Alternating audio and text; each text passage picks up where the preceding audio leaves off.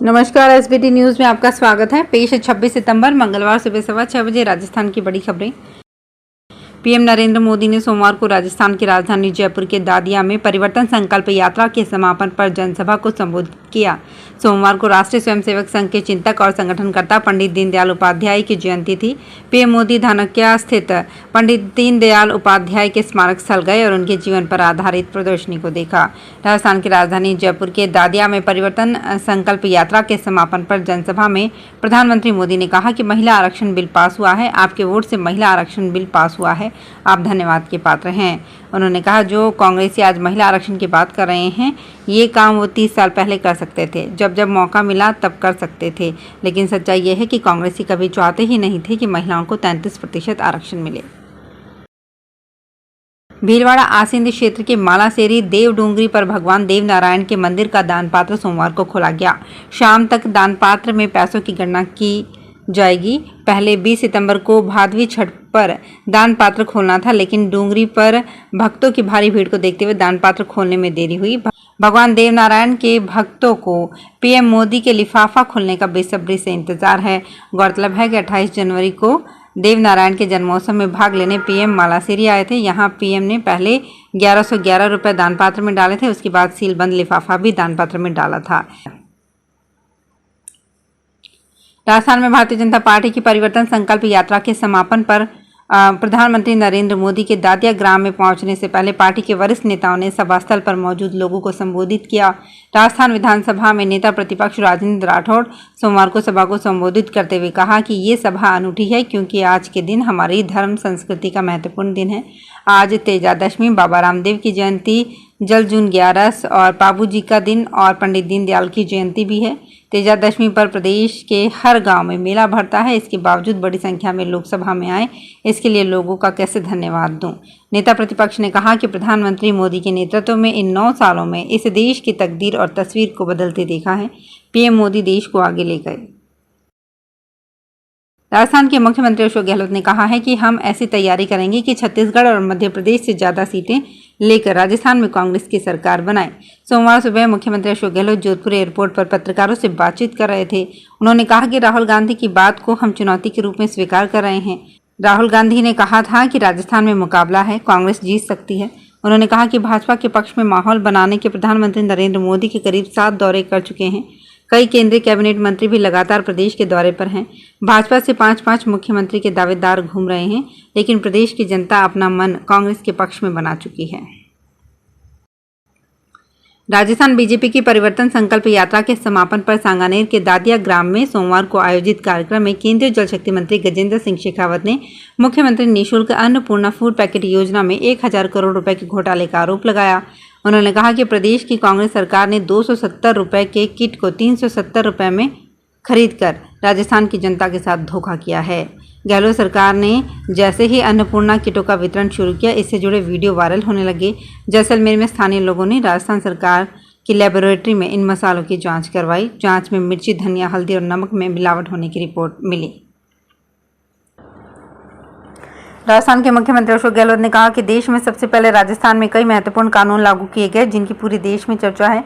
इनमें advocate protection bill, gig workers act, स्वास्थ्य का अधिकार, राजस्थान न्यूनतम आय गारंटी जैसे ऐतिहासिक फैसले हैं। विभिन्न राज्य सरकारों द्वारा अनुसरण तक किया जा रहा है। प्रदेश सरकार न्याय क्षेत्र को और अधिक सुदृढ़ करने के लिए संसाधनों और सुविधाओं के विस्तार में प्रयासरत है। गहलोत सोमवार को राजस्थान उच्च न्यायालय जोधपुर में महाधिवक्ता कार्यालय के नवीन भवन उद्घाटन समारोह को संबोधित कर रहे थे। उन्होंने कहा कि 2009 में नए हाईकोर्ट भवन के लिए 110 करोड़ रुपए मंजूर किए। इसके बाद भी प्राप्त सुझावों के अनुरूप आधारभूत विकास और बहुआयामी विस्तार के लिए स्वीकृतियां दी गई। सरकार ने तुअर दाल और उड़द दाल की कीमतों पर नियंत्रण और उपलब्धता सुनिश्चित करने के लिए स्टॉक लिमिट 31 दिसंबर तक बढ़ा दी है। स्टॉक होल्डिंग लिमिट को भी रिवाइज किया है। डिपो में बड़ी चेन रिटेल्स और थोक विक्रेताओं के पास स्टॉक की सीमा 200 मीट्रिक टन से घटाकर 50 मीट्रिक टन कर दी गई है। इससे पहले स्टॉक लिमिट 30 अक्टूबर तक लागू थी। सरकार ने कहा कि स्टॉक सीमा में संशोधन और टाइम पीरियड बढ़ाने का फैसला जमाखोरी को रोकने के लिए किया गया है। छत्तीसगढ़ दौरे पर पहुंचे कांग्रेस नेता राहुल गांधी ने सोमवार को ट्रेन में सफर किया। बिलासपुर में हुए कांग्रेस के आवास सम्मेलन में शामिल होने के बाद राहुल बिलासपुर से इंटरसिटी एक्सप्रेस के जनरल कोच में सवार हुए और पौने 6 बजे रायपुर रेलवे स्टेशन पहुंचे। ट्रेन में उनके साथ सीएम भूपेश बघेल और प्रभारी कुमारी शैलजा भी रहीं। राहुल ने ट्रेन में सामान्य यात्रियों की तरह ही यात्रा की। इस दौरान वो स्लीपर बोगी में घूम घूम कर लोगों से भी मिले और उनकी समस्याओं की जानकारी ली। मुख्यमंत्री अशोक गहलोत 28 सितंबर को नागौर जिले के दौरे पर रहेंगे। वे नागौर जिले की कई विधानसभा में जनसभाओं को संबोधित करेंगे। वहीं 30 सितंबर को खरनाल में किसान सभा को संबोधित करेंगे।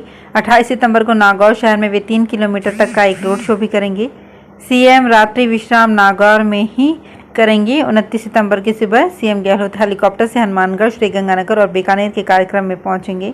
वहीं 30 सितंबर की सुबह 11:15 बजे सीएम खरनाल स्थित वीर तेजाजी महाराज की तपोस्थली आएंगे। यहां दर्शन करने के बाद वे एक किसान जनसभा को संबोधित करेंगे। इसको लेकर कांग्रेस कार्यालय में सोमवार को एक मीटिंग का आयोजन कर चर्चा की गई। चित्तौड़गढ़ में भदेसर के नरबदिया गांव में चल रहे सर्व समाज चातुर्मास 27 सितंबर को समाप्त होने जा रहा है।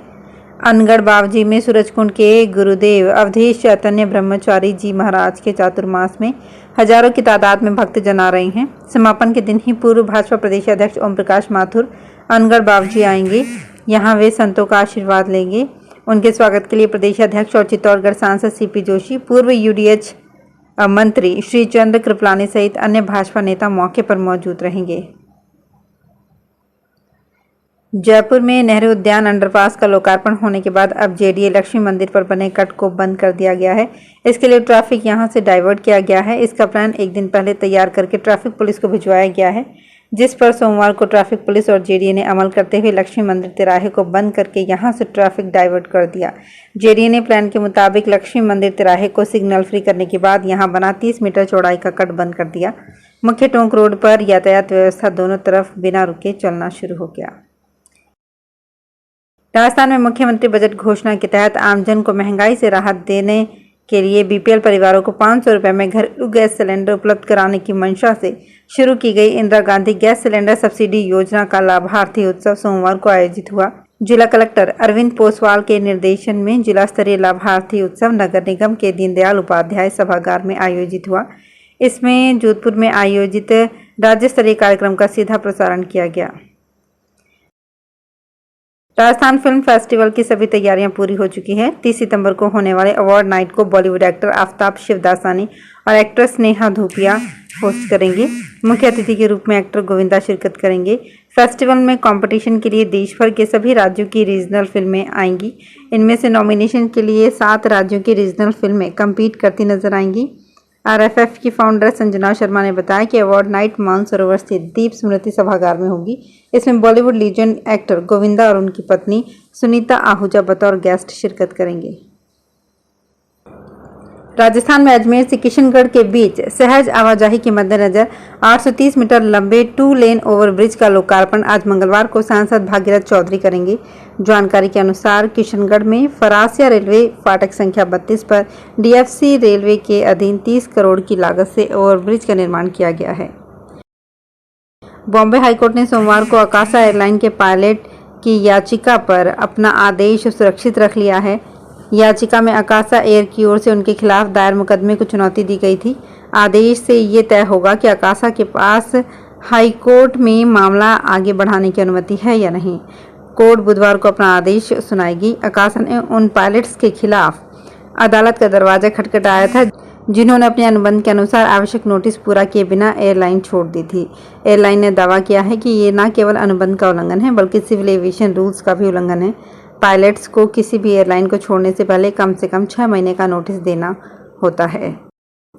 तो फिलहाल इस बुलेटिन में इतना ही। फिर हाजिर होंगे कुछ और बड़ी खबरों के साथ।